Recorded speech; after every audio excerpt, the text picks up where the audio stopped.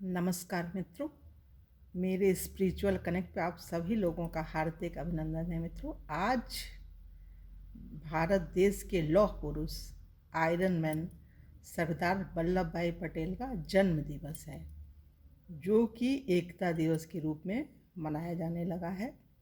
इसकी ढेर सारी शुभकामनाएं आप सभी लोगों को। और उनके जीवन की कुछ ऐसी यादें हैं जिनको कि हम 15-20 साल पहले एक डायरी में नोट कर लिए थे, उसको हम शेयर करना चाहते हैं इस जन्म दिवस के अवसर पर। तो मित्रों, ये तो बहुत ही अच्छी बात है कि आज उनको उनकी अब मृत्यु क्या कहें, ये लोग तो अजर अमर होते हैं। इनका जन्म दिवस जो है 31 अक्टूबर 1875 में ये लौह पुरुष पैदा हुए, वल्लभ भाई पटेल साहब। और इनकी मृत्यु हुई थी 15 दिसंबर 1950। तो समझिए 75 ईयर्स तक ये जिंदा रहे और इतना अद्भुत काम किया। और 73 ईयर्स होने जा रहे हैं इनकी मृत्यु को, और आज भी अजर अमर हैं। और एकता दिवस के नाम पर इनका जन्मदिन मनाया जा रहा है। ये नाम भी अजर अमर हो गया मित्रों।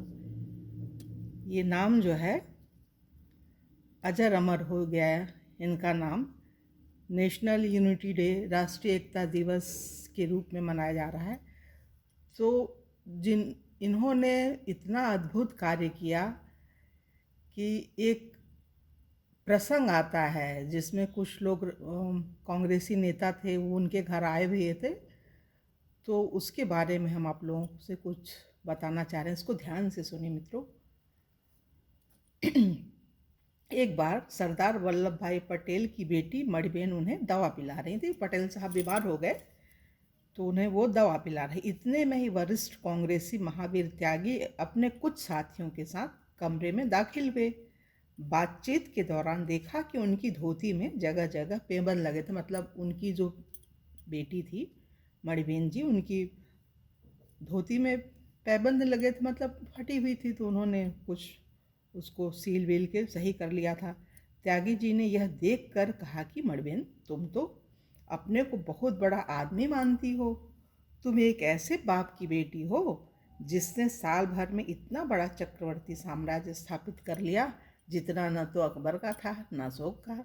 ऐसे बड़े सरदार की बेटी होकर तुम्हें इस तरह से दसियों पैबंद की धोती पहनने में शर्म नहीं आती है। मणिबेन ने कहा, शर्म आए उनको जो झूठ बोलते हैं, बेईमानी करते हैं और शीखी बघाड़ते हैं, हमको क्यों शर्म आए। त्यागी जी इतने पर भी रुके नहीं। उन्होंने कहा, यदि इसी शहर में निकल जाओ तो लोग तुम्हारे हाथ में 2 पैसे यह कहकर रख देंगे कि भिखारिन जा रही है।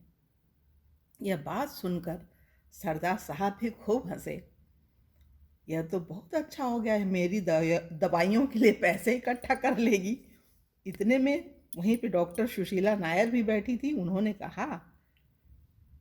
उन्होंने बात को काटते हुए कहा कि त्यागी जी, किससे बात कर रहे हैं आप। मणिबेन सरदार साहब की बड़ी सेवा करती हैं, फिर डायरी लिखती हैं, फिर नियम से चरखा काटती हैं, और जो सूत बनता है उसी से सरदार की धोती कुर्ते बनते हैं।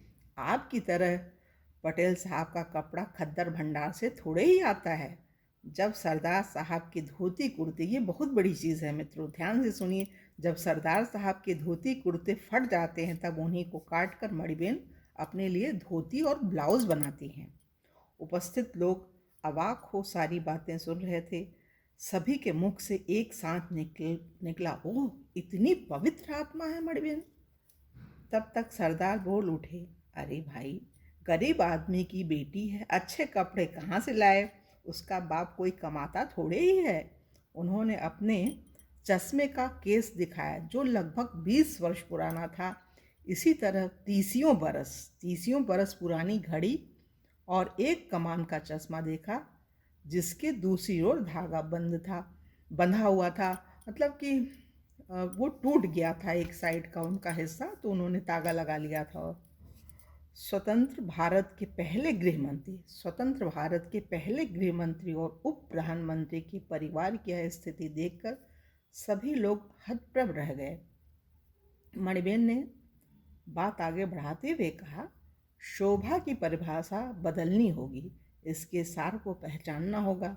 यदि काल से हम देश ने यदि काल से इस देश ने त्याग को सर्वोत्तम शोभनी माना है, आदिकाल से इस देश ने त्याग को सर्वोत्तम शोभनी माना है। आपके अनुसार देखा जाए तो बापू, महात्मा गांधी जी, गौतम बुद्ध जी, स्वामी विवेकानंद जी, लंगोटीधारी तैलंग स्वामी, दयानंद, नंगे फिरने वाले तैलंग स्वामी नितांत अशोभनीय और असभ्य थे। क्या यह सच है? यदि नहीं तो जान लीजिए, व्यक्ति की शोभा आंतरिक गुणों को उभारने, उनके द्वारा व्यवहार को निखारने, सभी में परमात्मा को देखने और उसकी सेवा में जुट पड़ने में है। साधनों को बटोरने में लगा हुआ कभी शोभनीय नहीं हो सकता। मणिबेन बोलती हैं, साधनों को बटोरने में लगा हुआ कभी शोभनीय नहीं हो सकता।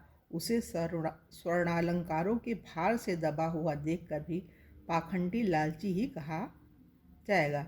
नैतिक दृष्टि से स्वस्थ जीवन जी सके, इसके लिए ज़रूरत है सच्चाई को पहचानने और अंगीकार करने की, जो केवल सादगी से ही संभव है। मणिबेन का यह कथन सुन सभी स्तब्ध रह गए, शांत हो गए बिल्कुल, और नतमस्तक होकर एक एक करके सारे वहाँ से चले गए। तो मित्रों, ये एक उदाहरण है आज के नेताओं के लिए। आज की जो परिस्थिति है ना, हम सब कुछ ले लें, सारा ले लें, सब हमारा हो जाए।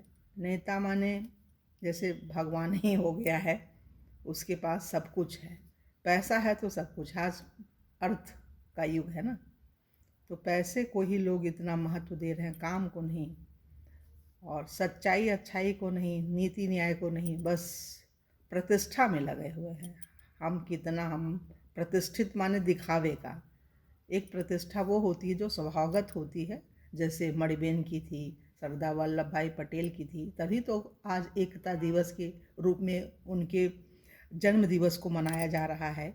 ये कितनी अद्भुत ये घटना है। सोचिए कितने महान थे।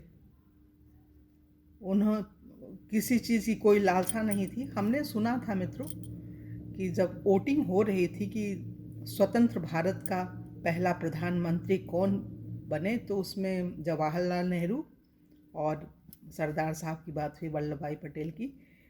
तो सारे वोट इन्हीं के पक्ष में, सरदार साहब के, कि यही भारत देश के प्रधानमंत्री बने, और मात्र एक वोट जवाहरलाल नेहरू जी के पक्ष में पड़ा था, वो भी स्वयं उनका ही था। तो ये स्थिति है, महात्मा गांधी के कहने से उनको प्रधानमंत्री बनने दिया गया। ये उप प्रधानमंत्री बने, लेकिन इनकी जो योग्यता थी, क्षमता थी, प्रतिभा थी, वो किसी प्रधानमंत्री से कभी कम नहीं रही। 565 रियासतों को भारत देश में मिलाया, और जो काम कर गए, अद्भुत था। आदमी कुछ नहीं कर पाता है, और किन विषम परिस्थितियों में सब अपने आप को मुख्यमंत्री और राजा बनाए पड़े थे अपने अपने स्टेट के। कोई मिलना ही नहीं चाह रहा था। कैसे कैसे किन किन हालातों में, कैसी परिस्थितियों से गुजर के कितना मतलब साहसिक निर्णय लेकर के इन्होंने देश को एक किया। और ये जो समस्या पैदा हुई कश्मीर वाली धारा 370, ये ना होती, इतना कष्ट न होता अगर समय रहते सब मिल गए होते, सारे जो राज्य हैं अपने भारत देश में। तो ये होता है, समय की मांग है, जब जैसे स्थिति बनती है आदमी को करना पड़ता है। आज जो है धारा 370 समाप्त हो गई है, इससे देश पूरा एक हो गया है, और सुख और शांति है वहाँ पे भारत के एक राज्य में। और राज्य जो है इतना खुशहाल है। ये भी इस समय वर्तमान के जो प्रधानमंत्री है, उनके निर्णय के आधार पर ये हुआ, तो ये बहुत बड़ी चीज़ है मित्रों। हम तो चाहते हैं कि 24 में भी चुनाव हो, हमारे मोदी जी ही जीत के आएँ और अद्भुत कार्य करें जैसे कर रहे हैं, करते ही रहेंगे। इससे क्या, देश हमारा जो है मजबूत होगा, सबल होगा, सशक्त हाथों में रहेगा तो अच्छा ही रहेगा। तो मित्रों, इसमें अब ज़्यादा कुछ न बोलते हुए अपनी वाणी को विराम दे रहे हैं और अगली वीडियो आप लोगों से पुनः मिलेंगे। तब तक के लिए जय हिंद, जय भारत, ओम शांति, ओम शांति।